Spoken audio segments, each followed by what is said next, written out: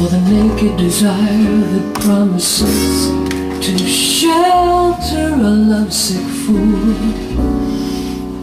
lost inside your wilderness, exiled by your kiss. I'm your silent partner in this, intoxicated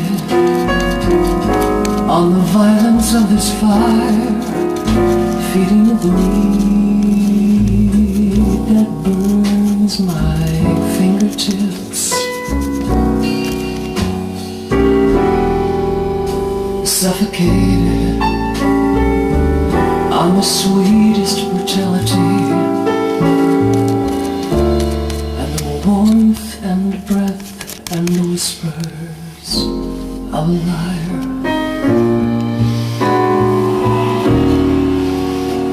Nowhere to go. Should have put it in Vice, shouldn't I? Beg me to stay. Been in Vice 20 times. Can't you hide the kindness in your eyes that leaves me bleeding on and on this way, blinded by your tenderness, crushed beneath your kiss. I'm your silent partner in this.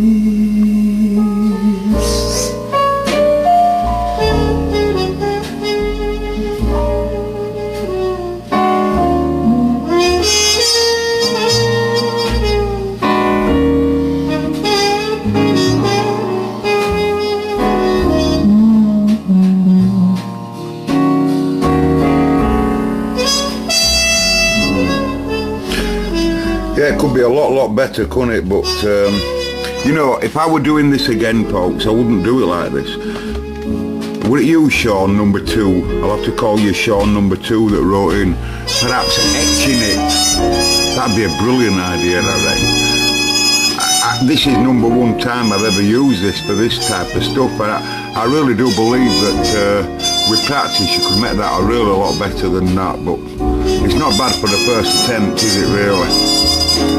You know, I bet it's quicker than doing it other ways, except it just looks a bit, you know, but electrically I think it'll be happy. I think electrically it'll be happy. That's it now. It can be sawn off right there. That's the width of it. And we're ready for testing now. We're going to power it up and we'll give it a run, see how it goes. Catch you in a bit, folks. I'm going to have a drink of tea and then I'll put it in a test bed. Right, people, it's got to that time now where I'm going to have to clean my volume control now, because I really need to use it for testing. So I might as well go through a whole cleaning process. And just hang on, I'll take it out and let you look. Okay, so what I'm going to do, you see now, I'm going to get some 00, is it? I think it's 00, that steel wool I'm using. It's really fine. I need to watch it like for any debris, you know. Last thing you'd want is steel wool debris inside there. So what I'm going to do, I'm going to give it a good clean up with steel wool, trying to keep gravity away from wiper parts, you know, and then we'll be able to clearly read its value, see its value and what have you. And then what I'll do, obviously do all this as well.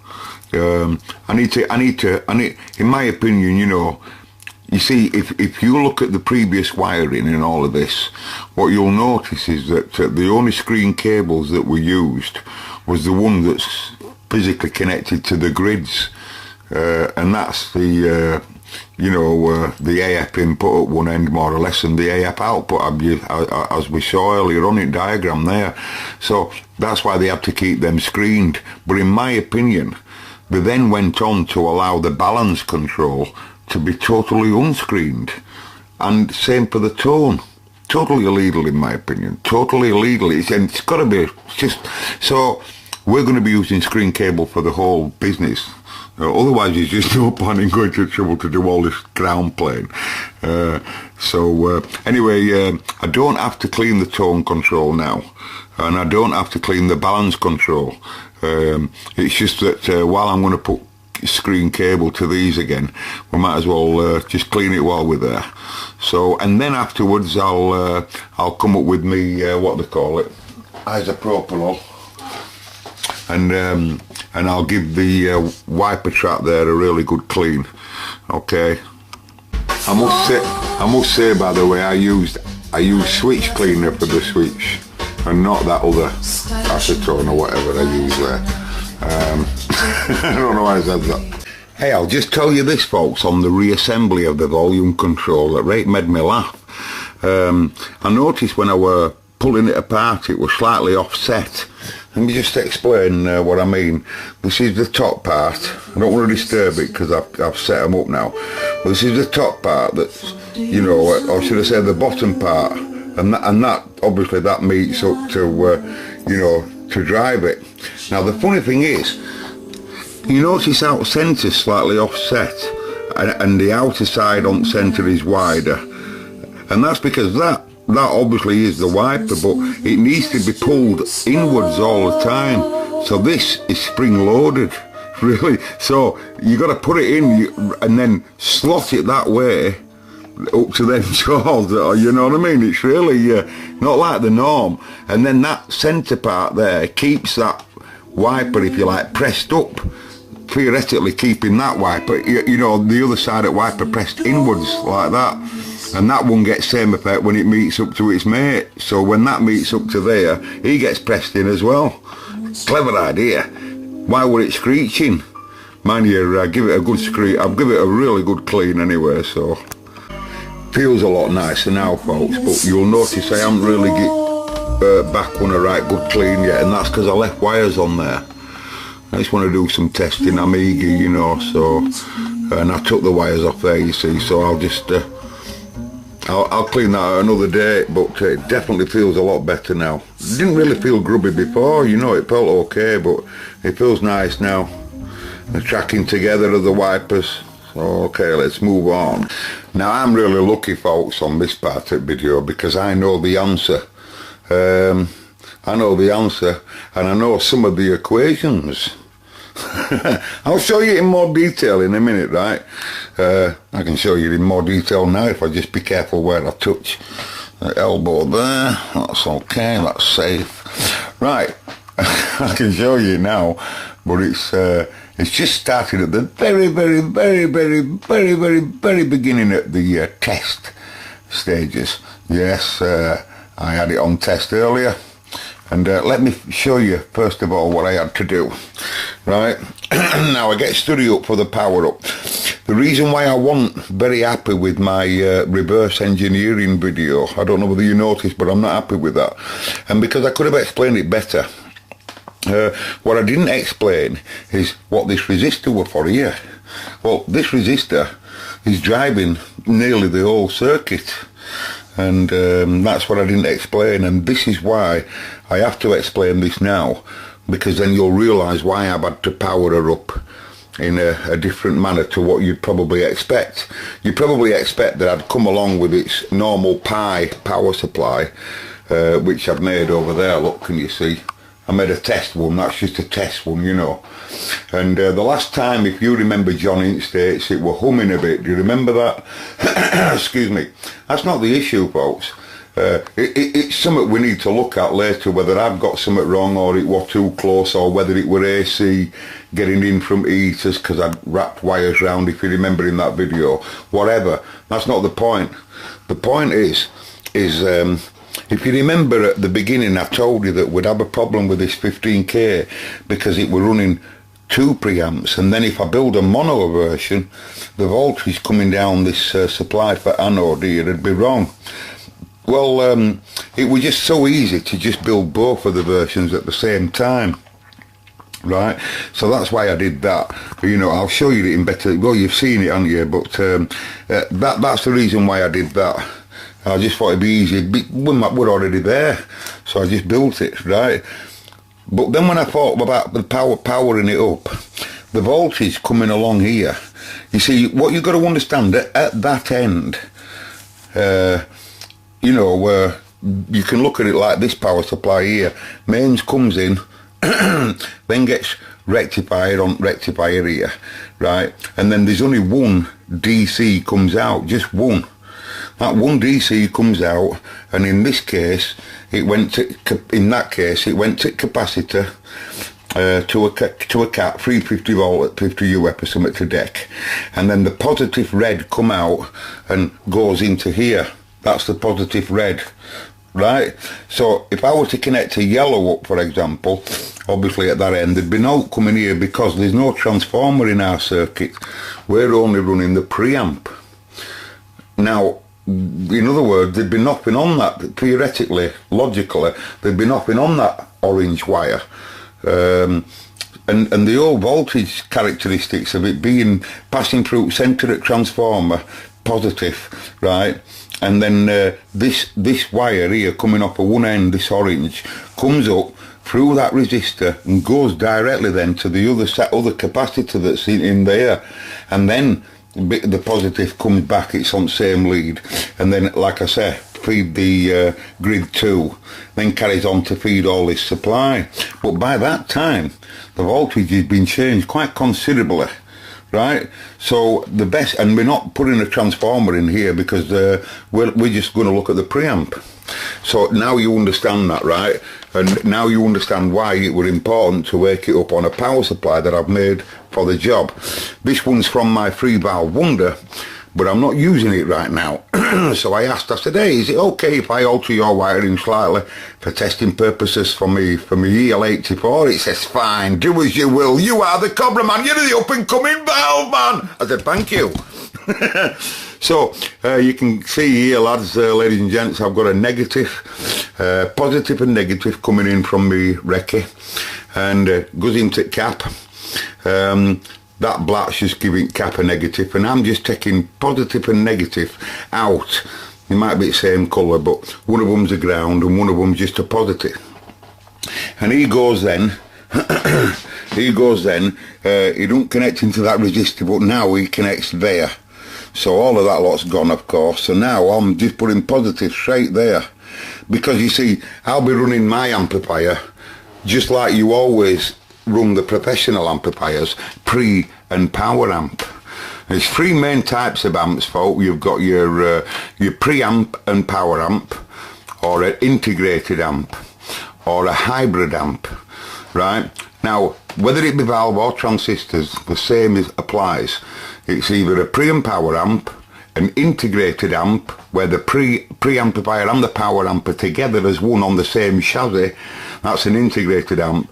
Or it's a hybrid amp where it's got valves, analog equipment, as well as transistors and silicon chips and diodes.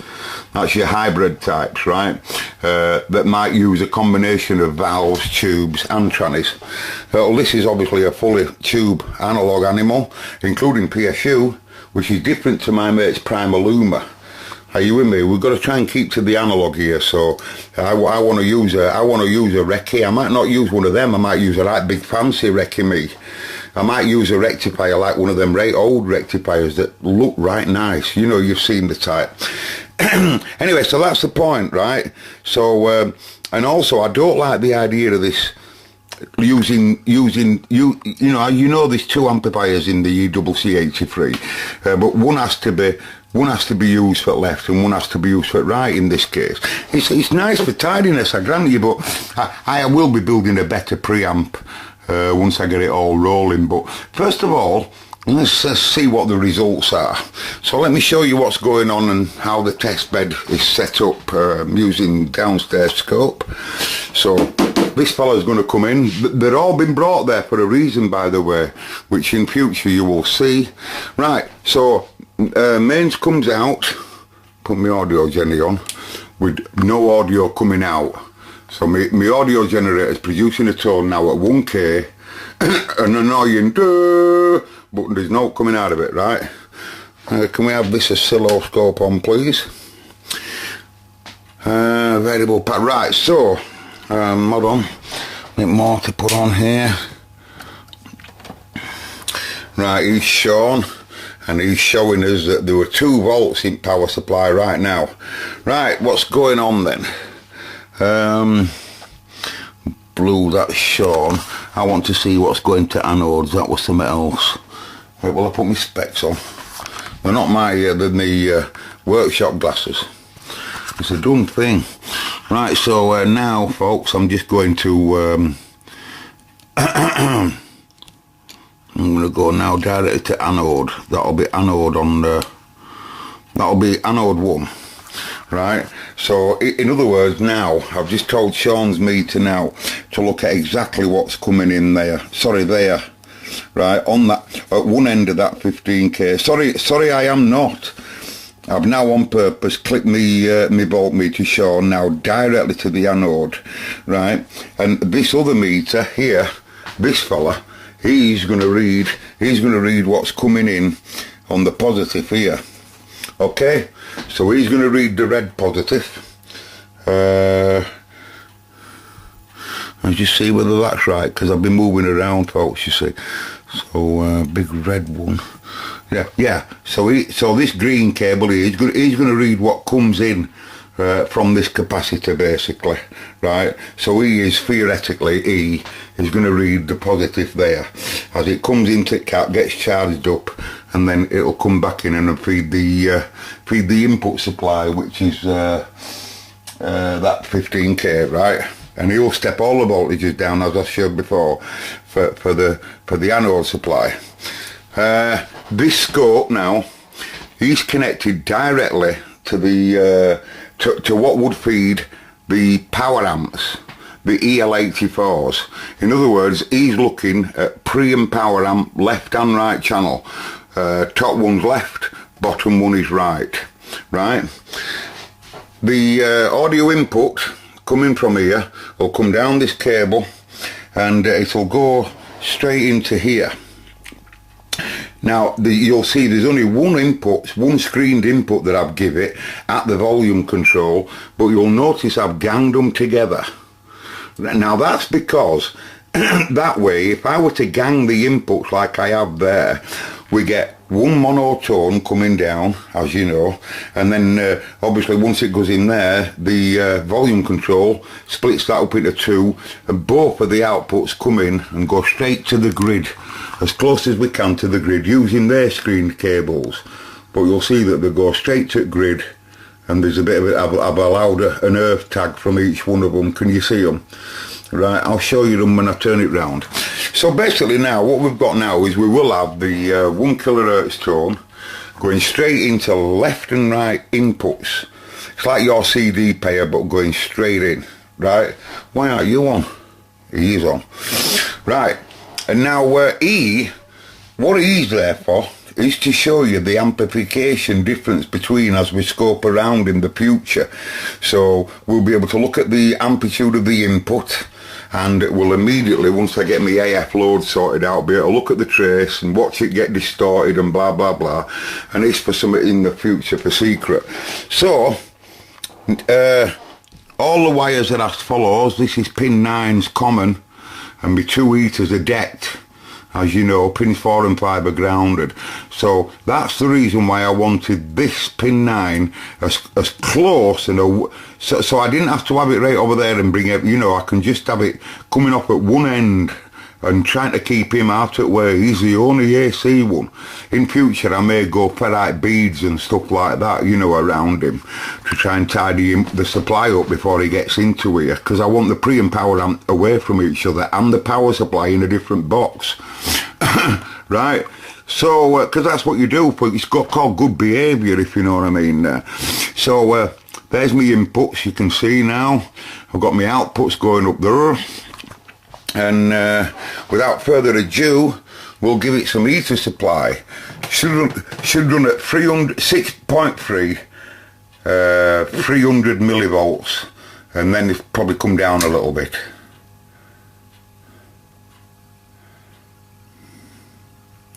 So theoretically now, folks, my heaters are rolling. My heaters will be rolling. Rolling, rolling, rolling, rolling, rolling, rolling.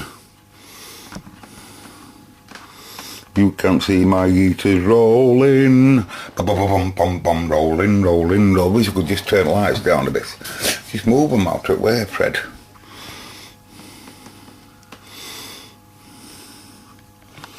still can't see them. You can see them though, can't you? But yeah, you can see them there. That's my little heaters. Lovely little things they are, love. This is better than sex. Well, you have something to look at as well. Right, so now he's going to show us the DC as soon as he gets made. Variac, he goes through there. What if I set him to? Nothing. So let's just turn him off a minute. So that says output supply to AC in. I'll put 50 volts in. He's rated at about, he's on 100 volt scale. So I've got 50 volts there.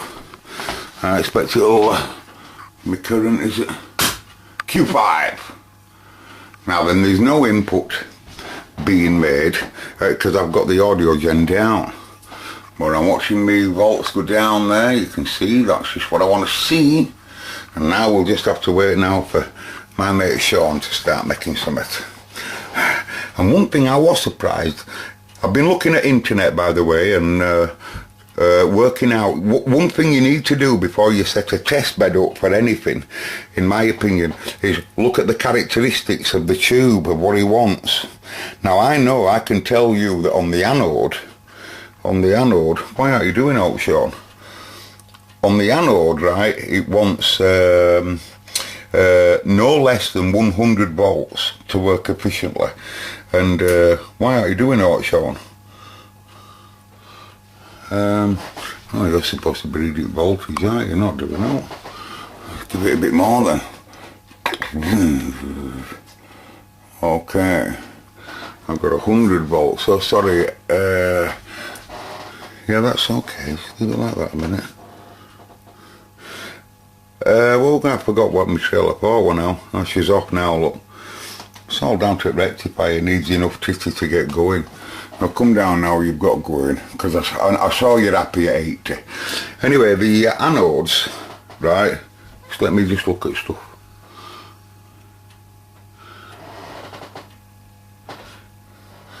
Oh, it's lovely, yes. The anodes, right, don't want any less than 100 volts and no more than 250 volts. That's at each anode, anode 1, anode 2, or anode on anode 1, whatever you want to call it. Now what's this? I was surprised at this. This is now reading the anode voltage, right? Sean is on blue, blue comes up here and blue goes to the anode directly, right? And so Sean is theoretically now looking directly at the anode supply. Well, this fella is looking at the input. He's on a 1000 volt scale and he's telling us that there's about 140 volts here. So we'll have a look at, no, he says, he says he's 140 volts. He said he's 140 volts that he's making. But yet, at the anode, there's only that. That's why they run much cooler, you see. So now let's give it some audio input and we'll see Beverly come up. Now that's my audio input, right? Now I'm going to keep it there on purpose. You just look at this, folks. This is left and right audio being produced. Can I turn that light off? Can I move that light away? What you're looking at there, ladies and gentlemen, is the audio being produced.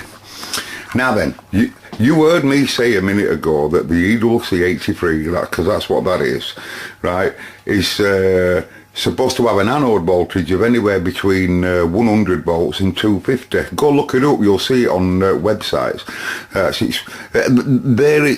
Don't go over the 250, you'll hurt it. And don't go below the 100, you know, it won't work right. Basically, it won't do it probably any harm, but it won't work right. But there's an important factor to take into account, and that is, as the voltages change, the components that's around the circuit needs to change with them. I don't just mean the voltage control. I'm on about the whole characteristics has to be reworked out again, really, for resistances to get audio right.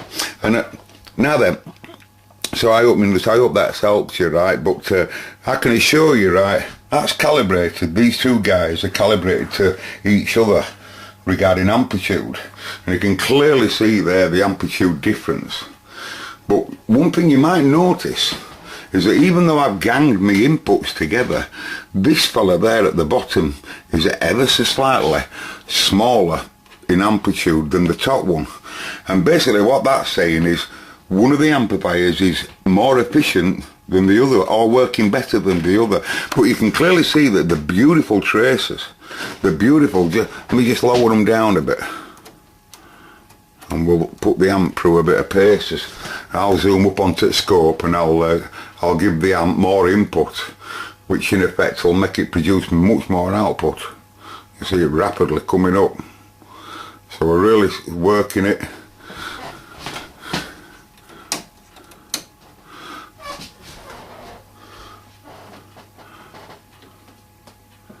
So be careful.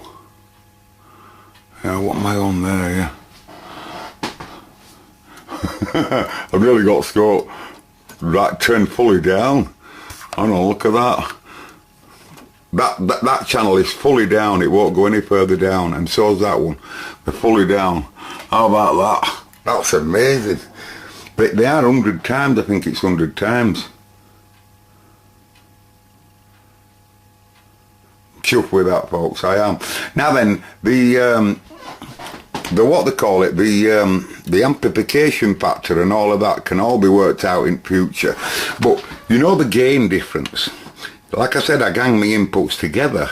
So what you could easily be seeing there, you see what you have on the bench there, folks, is one of the very best EWC83 valve testers.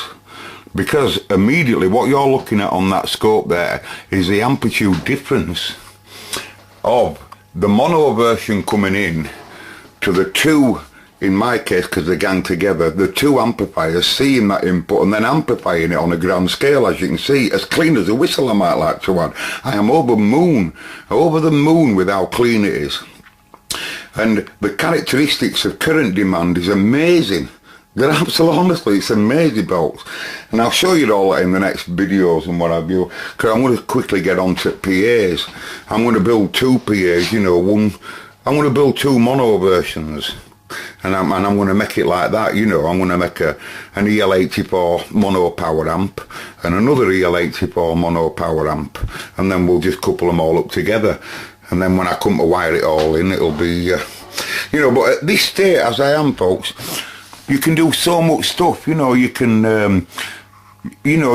like I said, the reason for building this is you can break in at certain places, you can change caps and you can change this, that and the other, and we're going to listen to it soon enough, you know, and, you know, let your ears do the work as well as the test equipment. Now then, what do you think can happen now if I come along now and I'm going to put this question to you people on my YouTube, and I'm asking you, I know because I've already read this and I've already studied it and I've already done some testing. On last 2 weeks I did this testing and it surprised me. This is an EWC83. What would happen, anybody? This is a question, I know the answer, I promise. But what would happen if I were to pull this EWC83 out and put an EWC82 in? If I were to put an EWC82 in there, would it go bang? Would it work? Or would it not work? And if it would work, what would it do? How would it work? Would it work better or not? And if it didn't work, what would happen to the circuit or anything? Now then, I might give a prize to the one that comes in there with the right answer, because I know the answer. This is an EWC83 preamp, and another well-known one, which I can't show you just now, but it's same physical size, but it's EWC82, and that's the question. Now then, you know it's a double triode, 2 valves in one, and we're using one at this time for the whole left-hand channel and one for the right-hand channel. Now what you could easily be looking at there, why it's a good valve tester, is because you can see the amplitude differences on the scope. You can clearly see that if you look at the graduate squares, this fella below, if I cancel both my inputs now, right, and make sure that they're at 0, turn me what they call it up a bit, illumination, so we can see graduate scale. Right, here's 0. 0. both on the same, the amplifiers are on the same gain. So if I now put the input in, I can clearly see that the bottom fella is a little bit weaker than the top fella, right? And then obviously if I were to change frequency now of the Jenny, we can actually easily work out its frequency response. That's going much really bassy and really, really, really high, really, really, really high. Oh wow, it's a good. And if you watch the size of the trace going smaller, that's where the amplifier's not coping so well. Now in this case, if you look at the graph, if you look at the top and bottom, you'll see it's coping very, very well throughout low. That's really going low. How low do you think that is? Well, I'll tell you folks, that's nearly 0.1 hertz. Let's get it where we can hear about 20 hertz, I think. Hold on a minute. 12, hold on, do I have to go? Yeah, oh, I'm going too high. Just hang on a minute, I'm coming up. 25 hertz now, that's really basic. We can't hear there where we are now. Hold on, we can hear there where I am. Oh no, oh, I think we can hear there, I think humans. I'm not sure, but we can hear there definitely. I'm at 20 hertz. That's a real basic frequency.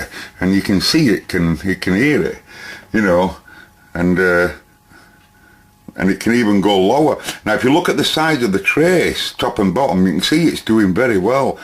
And as I change frequency going higher and higher, I'm already at 1.5 kilohertz, right? And as I go higher there, you can clearly see top one seems to produce a bit more amplitude perhaps. And bottom one's still suffering. Right, now then, if I were to come along now, you're getting nice and warm, love, you're lovely, love. And it's only running on 53. Oh, the old characteristics will change, by the way, if I pump its HT up. But we know it works, we know it's clean. I don't need to do any more testing in that sense until we can get it to make music, because we can see it in its proper power supply. You know, because once we get it running off its, you know, with its proper transformer and all of this arrangement, all of these voltages will immediately come correct. And then transformers, we'll be waking them up one day. They do say that the bigger the transformer in your audio output, the bigger the bass. And I don't know enough about that, but I've heard that's the case. And I was looking for you other day for bloody ages. I knew I had some. You there? If anyone's got some of that diameter, send me some. Just send me some, and I'll throw a valve amp through your bedroom window at 4 o'clock in the morning. Right, so folks, that's it. I'm really chuffed with that. We'll end this video there. You can see I am there. You've seen me clean. I can't really show you this because while I'm touching it, I'm grounding it, but it's nice and clean now, folks. But I'm grounding certain pins as I'm grabbing it, you see. That's me turning amp up, by the way. The amp were only half on, or a bit lower than that. All that shaking with me touching pins as I'm turning it, you know. But yes, it's looking forward to wearing it, ladies and gentlemen. I really am. And we'll give that, you know, like I say, I'll build in it, you know, like I say, I'm not happy with how I've done that, but I had to do it like that, ladies and gents, for ground. It's so important on a preamp, but at least you get, you know, you can clearly see it's paid off. Now, what we're getting at, that's right. If I were to come along now and put another EWC83 in, you could find that the whole amplification changes, whereas this fella, you know, ends up being bigger than that. And that's because, like I say, these are two separate tubes in here. So over time, one of them in the circuit that it's been in for years, for example, could have been working harder than the other one. So over time, it's gone softer. So you end up with a situation where they're not absolutely identical. And apparently the one are absolutely identical when they come out at factory. Right? So, in my case, I'll be going through my EWC83 storeroom, which there isn't many, but I'll be trying to find one. Because them tones are ganged together there at the volume, as I've done. And now I'm going to try and find one. Well, a best idea would be to yeah, I'll now try to find one, you see, that's got the same amplitude, you know, because if not, I'll have to put a balance control on it, you know, to get it correct, which is no problem. But another problem I don't like in that where it was is they only had the screen cables on volume control. Like I said earlier, if I'm putting a balance on, or a bass, or a treble, I think they should all have screen cable. I'm well grounded myself. And I'm out of here, people. I hope you're happy like me. Can we see it? Can we see it with lights out? It's my first valve amp, folks. Don't talk to me like this. You could have come put buzzing. I don't need you anymore. Light off. See how bright my glow is? Oh, that's lovely, love. Oh, that's lovely, love. Hey, that's smashing. Smashing is that. Trace all looks mixed up. Oh, no, I mean, just look at that, folks. How clean is that? Just look at it. Let me turn my scope so I can open it up a bit. Just look at that. It's not bad in that, is it? You're a bit weak, you pal. It's nice though, that. You know, I'm really chuffed with that.